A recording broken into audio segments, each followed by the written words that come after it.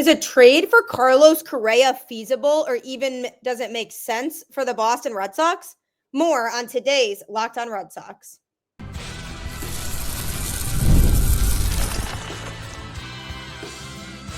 You are Locked On Red Sox, your daily Boston Red Sox podcast.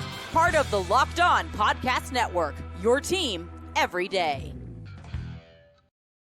Hello and welcome to Locked On Red Sox, your daily Boston Red Sox podcast, part of the Locked On Podcast Network, your team every day. I'm your host, Gabby Hurlbut, aka Maljanian, former ESPN social media associate, and also the host of the Boston Balling podcast as well. And I am here to bring you the latest in all things Boston Red Sox, Monday through Friday, straight to your favorite podcast feed. And the best part, it's free. So you might as well start your day off the right way, because Locked On is here for you with your team every single day.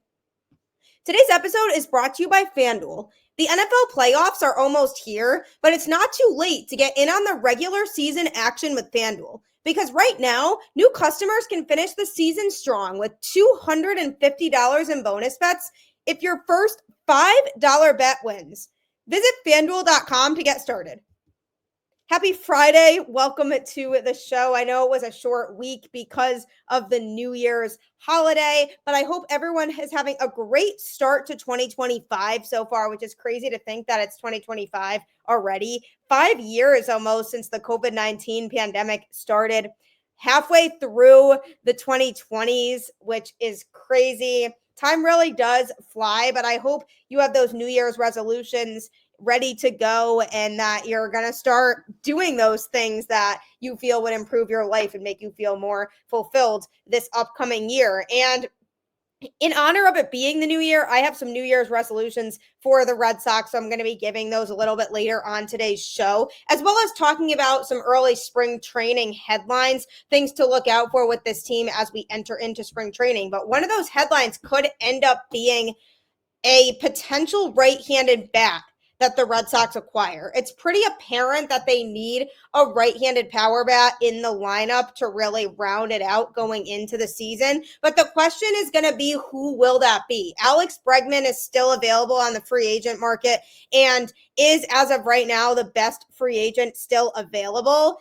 And that's at any position. He would be a great fit to the Red Sox addition because he is a veteran with experience that knows how to win and knows how to play in the most high pressure situations. So he's somebody who could provide a lot of that wisdom and knowledge for the younger guys in this Red Sox clubhouse, because they are dealing with a pretty young team right now. So having somebody like him who, for one, has worked with Alex Correa before, and for two, has had that experience of winning, is great to have around a team like this.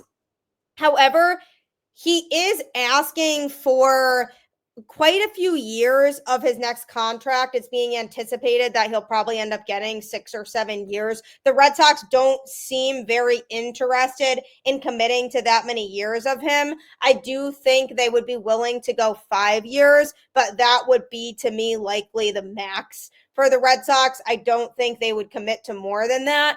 And there would have to be an opt-out in the deal if they were to sign him. So I don't know that Bregman and his team would be interested in committing to something like that with where he's at in his career. So although it makes too much sense for the Red Sox, their hesitancy with the way they've been the last few years when it comes to handing out contracts might not make that possible. Then you have Nolan Arenado, who is somebody who is declining in terms of where he's at generally in his career, but has very good defense and is arguably one of the best defenders in the sport. And offensively, he would do enough in Boston to where he could provide what the Red Sox need from that standpoint. So if the Red Sox were to trade for him, it would depend on what the package would be that they would have to give up. But he's somebody who I could see the Red Sox acquiring because he only has 3 years left on his deal. And he's very affordable in terms of where the Red Sox are at right now. So I could see that happening. But another interesting move that has been brought up recently is, what if the Red Sox traded for Carlos Correa? Now, he's obviously somebody who could be a fit for sure in terms of his skill set and what he would bring to the table. But the question is, what would they give up to get somebody like Correa in a Red Sox uniform? Now, because it's so apparent that they need a right-handed bat, I don't think it's that far-fetched to consider this type of scenario in terms of trading for Correa, because the options in free agency don't seem to really be what the Red Sox are looking for. They might have to make some sort of trade. And Carlos Correa is somebody who would provide the Red Sox a lot of what they need.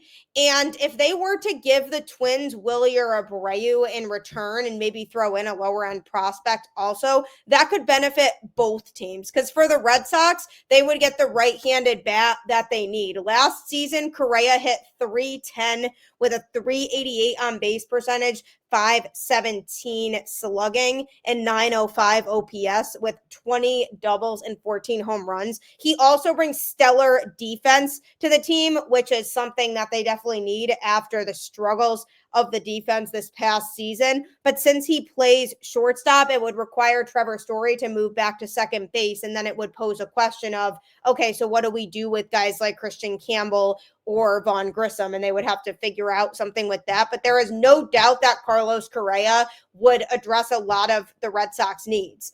So if they were to give up Abreu and give him to the Twins in the deal, they would get a Gold Glover back who showed tons of potential in his rookie season. And he also costs significantly less than Correa, which fulfills part of Minnesota's offseason plan, which was to lower their payroll. So by doing this trade, they would be cutting off around $30 million off of their yearly payroll. And what's interesting about this is Willie Abreu is a name that I'm sure appeals to a lot of teams right now because of the fact that he had as good of a rookie season as he did. At the plate, he was a huge contributor for the team, but also that defense that won him a Gold Glove is something that I could see a lot of teams being all over and wanting to bring to their club.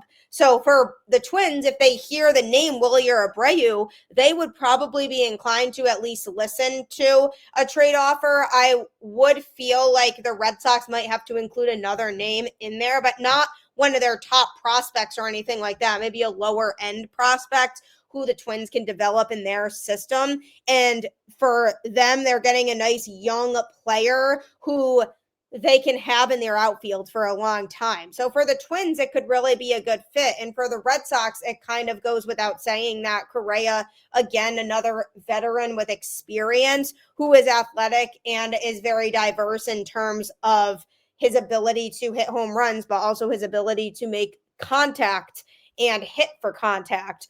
That's what I really like about Correa.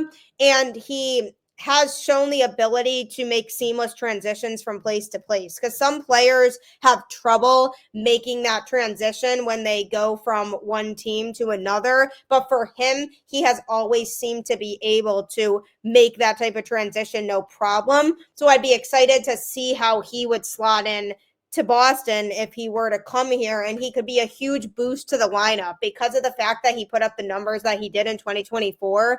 I have no reason to believe he would significantly decline in 2025, and he's somebody who would answer a big question for the Red Sox, and they wouldn't have to commit to this crazy amount of time to Alex Bregman if they feel like they won't really need him in the long run. So if you asked me and you put the two guys together who I'd prefer between Correa and Bregman, I would say Correa because Correa had the better offensive season than Bregman in 2024. And also the fact that I just think he provides a little bit more upside and more of a confident ability to produce. But obviously Alex Bregman would be somebody who would make the Red Sox better too. So either way, when you're looking at those two names, one of those two guys could be a really good fit for Boston, and the Red Sox need to just be more aggressive when it comes to making these types of moves.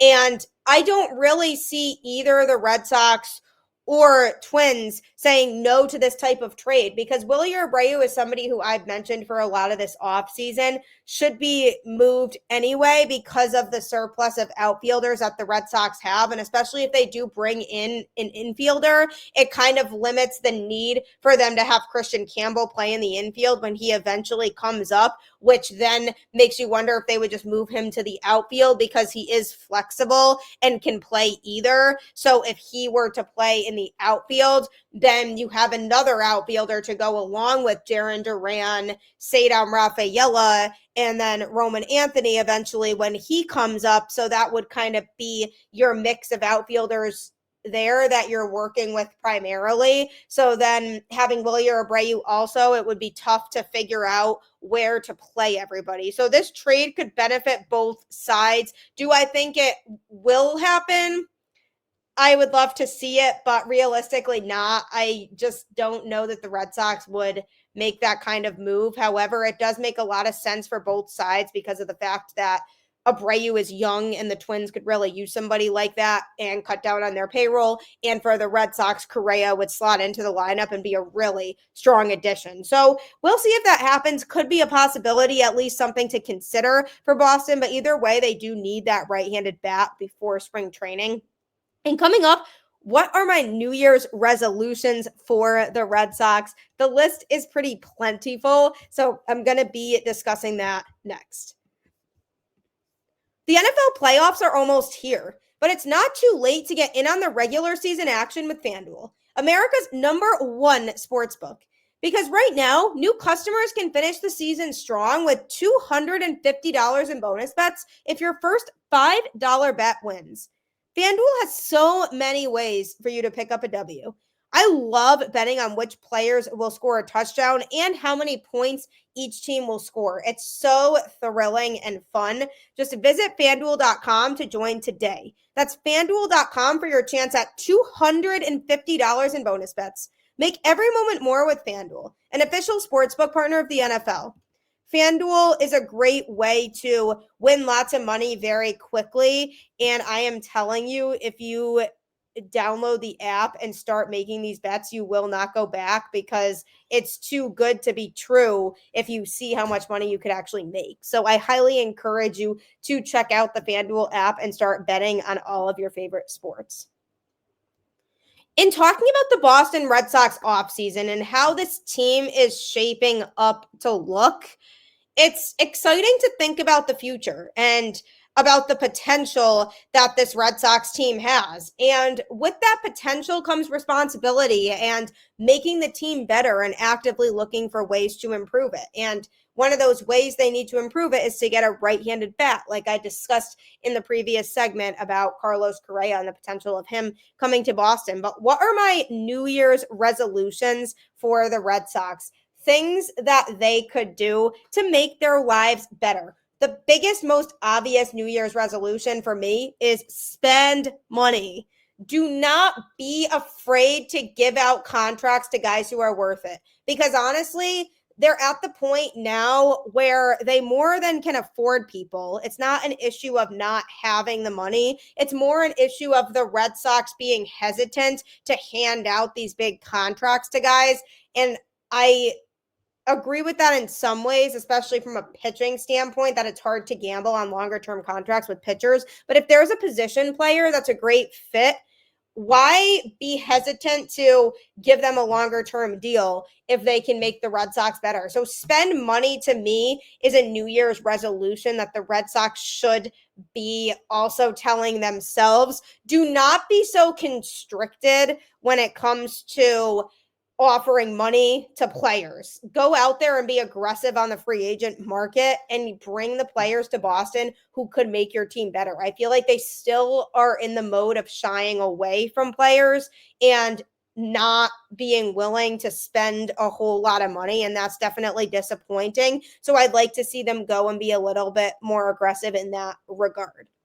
Another New Year's resolution that I have for the Boston Red Sox is fix the hitting approach of the team, because you have a hitting group here of guys who had trouble being consistent at the plate in 2024. And I would really like Pete Fatsi to not be the hitting coach, but clearly that's not happening. So because he's still here, he needs to change something in the overall approach of what these hitters are doing, because they had a very high strikeout rate as a team in 2024. They were just generating tons of swings and misses in big spots. And it got so frustrating when they had runners on base and they couldn't cash in because people were striking out. So they have to address that, and they have to improve when it comes to figuring out the collective overall hitting strategy and how they're going to go about getting their guys to be more consistent at the plate in that regard. So what I would like to see from them is developing more sense of command at the plate. And I think you have guys like Cedar Rafaela who could really benefit from this type of feedback, is not being so swing happy and waiting for your pitch. And I feel like there were some Red Sox hitters who used to be good at that, but went away from it a little bit and could go back to having that plate discipline, which is something I really want to see from everybody in 2025. Make it a goal for your team to change the hitting approach so that it sets up more success for everybody. So that's one thing I'm going to be looking at going into this upcoming season, is changing the hitting approach as a whole.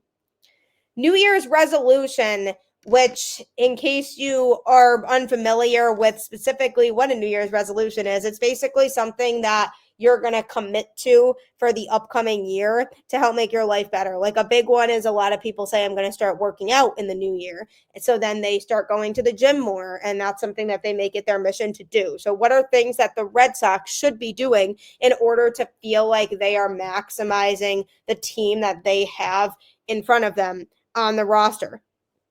So the next New Year's resolution for the Red Sox, for me, would be one that is basically impossible to do, but do their best to keep people healthy, because obviously there are things that are out of their control. Injuries are part of the game. Naturally, they are going to happen, but you can do certain things as a training staff to make sure that if guys are injured, that their recovery process is as smooth and as quick as possible, because the Red Sox were absolutely plagued by injuries in 2024, and it was just one thing after another with this team, and it got really frustrating from a fan perspective seeing guys go down because somebody would get healthy and then another player would get injured, and that would just be a very frustrating thing to have to experience as a fan. So if I'm looking at this situation with the Red Sox, and one of their biggest flaws in 2024, it really was that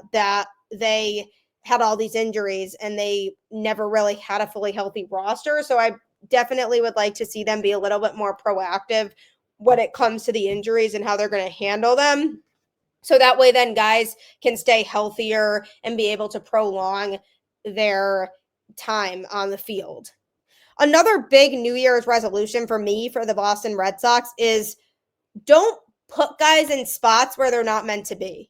For example, forcing Garrett Whitlock into the rotation for so long and then him constantly getting injured after pitching out of the rotation, or trying to rely on somebody playing a position that they aren't really comfortable with, like bouncing players around like Bobby Dahlbeck last year, or having guys play third who don't usually play third, like Romy Gonzalez, who could kind of play generally wherever, but was mostly a middle infielder, and sticking him at third, trying to make ends meet by sticking guys where they don't really belong instead of just bringing in somebody to play that position if somebody were to get injured, like I just talked about. That doesn't usually pay off for a team, because it kind of makes the team look discombobulated and trying to feel like, okay, we can just utilize what we have here and move this guy to third base. I don't love the idea of that, and I don't love the idea of them trying to just fill holes with whoever if that's not their skill set. So that's another big New Year's resolution that's on my list for the Boston Red Sox, is let guys play their positions. And it's different with somebody like Rafaela, who can play both in the infield and in the outfield and played both in 2024. Because he's perfectly capable of playing both, you have the luxury of being able to do that. Whereas with other guys who are just an infielder or just an outfielder, you can't really have them play both. Even the games where they had Connor Wong play in the infield, although it wasn't the worst thing in the world and it didn't completely backfire on them, I didn't love the idea because he's not meant to be an infielder. He is a catcher, and you want to have him on the roster to be a catcher. And if you need an infielder, you can go and bring in an infielder. Don't say, okay, we're going to have our catcher play second base because we don't feel like going out and acquiring somebody to play that position. That feels like a really lazy mentality to me, and it feels almost like, okay, we don't feel like committing to anything else, so we're just going to make it work with what we have. So that was another example of that I thought of, was don't force guys into positions where they don't belong, because that a lot of times ends up backfiring more often than not. And I really just don't want to see the Red Sox put themselves in a position where they're basically asking for failure because they're moving around things within the lineup too much and having guys play out of their natural ability, and then it ends up being an issue for the Red Sox. So figuring out a way to make sure guys stay at their positions while allowing room to bring in new guys to play certain positions if need be due to maybe injury troubles or whatever. Give yourselves that option to be able to do that, rather than just trying to say, okay, sounds good, we're going to bring in this random guy to play second base, but he doesn't really play second base. We just need that position to be filled. Don't have that mentality. So make sure that everyone's playing in their natural position. Lastly, when it comes to New Year's resolutions for the Boston Red Sox, a New Year's resolution needs to be, don't punt games, especially if it's a scenario where the Red Sox have a good chance to make the playoffs. I feel like we have seen in the past this team go out and purposely put in a weaker bullpen arm because they feel like the game is over. And it was kind of sad because there were games where the Red Sox were down like 4-1, and Alex Cora would do this and put in a pitcher who probably wouldn't give them a chance to win the game because he may give up another run or two, but in Cora's head, it didn't matter because they likely had already lost the game. You can come back from a 4-1 deficit. And yes, the Red Sox offense didn't do that a whole lot in 2024, but you shouldn't be punting games because that 1 or 2 game difference could be it at the end of the season when it comes down to if you make the playoffs or not. So I've never agreed with intentionally saying, okay, we're throwing this game in the towel, unless it's obviously a blowout, like you're down 12-1 or something crazy like that, and it's the 8th inning. Obviously, the chances of you coming back are incredibly slim. But if it's a game where you're close enough to where the other team needs to bring in their closer in order to win the game, you should be putting your best pitchers out there still to give yourself the best chance to win. So do not punt games in 2025, especially ones that your team has a shot. And if you're trying to win as many series as you can, and the first game of the series doesn't seem to be going well, and you're down by 4 or 5 runs in the middle of the game, okay, I guess I can sort of justify doing that because you're focusing on trying to win the next 2. But even still, if it's early on in the game, you could come back. So I'd like to see a little bit less of that in 2025 and give the team more chances to win some of those games and give themselves the chance to come back in exciting fashion, because that also helps from a momentum standpoint. So that is my list of New Year's resolutions for the Boston Red Sox going into 2025. And coming up, what are some early spring training headlines that we're going to be looking out for? I'm going to be talking about that next.